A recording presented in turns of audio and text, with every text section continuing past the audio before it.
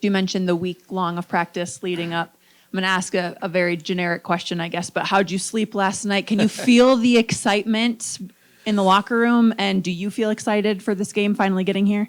I slept all right. I slept all right. I don't think coaches this time of year really sleep very well. But yeah, I think it's the sense of excitement and finally getting this started. What we have different than the other 15 teams is that we have what they all want. And we know everybody's trying to take it from us.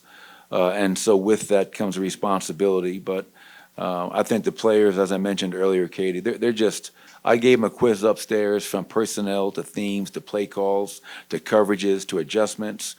And our guys know it, but it's easy to know it, in the quiet and calm at 4:30. Can you know it when the jump ball is tossed up there? And more importantly, can you know it in the fourth quarter when it's maybe a tie ball game?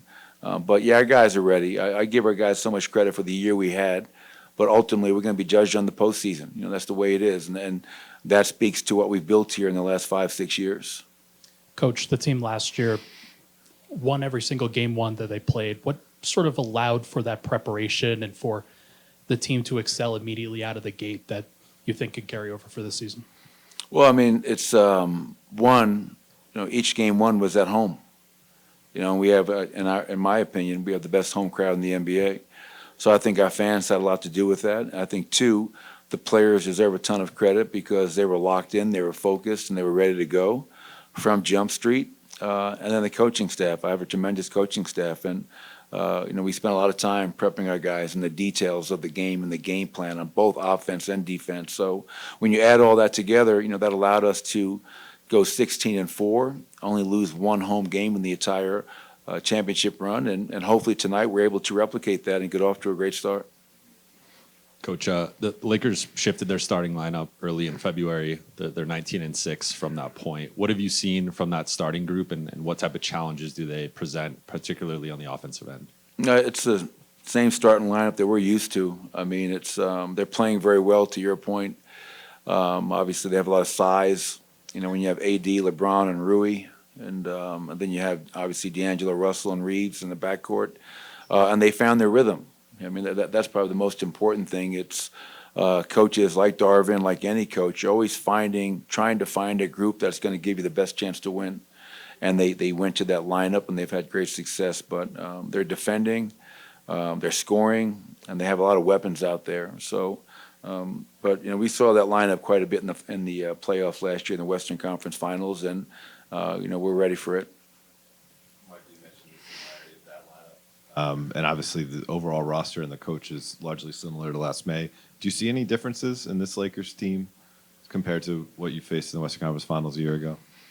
Well, we only played them 3 times in a regular season, and did not really, see any difference. I know the guys that they've picked up, the new guys. Gabe Vincent missed so much of the year. Cam Reddish, I think, is still out with injury.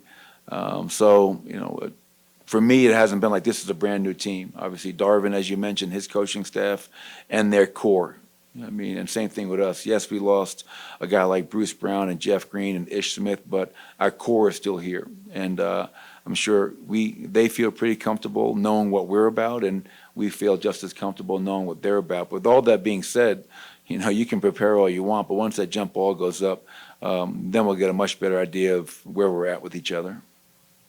Michael, it was obviously a very challenging week for the Porter family. Just how comfortable are you with where Mike is at mentally? Yeah, I mean, it's definitely been through a lot. The kid's a warrior.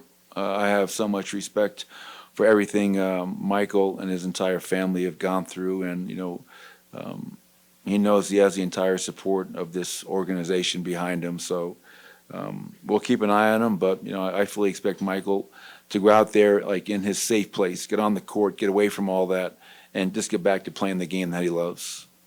Coach, you were around LeBron early in his career, and now here in year 32 or 33, whatever it is for him. What have you seen? How have you seen his game grow? Is there a lot of difference in him? And does anything he does over this last year surprise you? Well, what's remarkable is that in year 21, he's shooting a career best from the three-point line. I mean, and he still is second in the NBA in fast break points per game.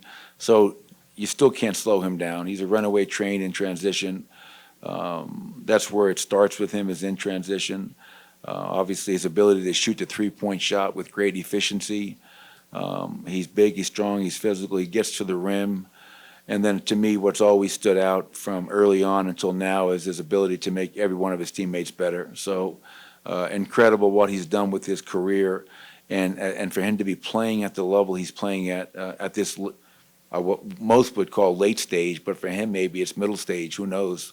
He looks like he can play for many, many more years. But I think the three-point shooting is what's really stood out to me. Appreciate it, everybody.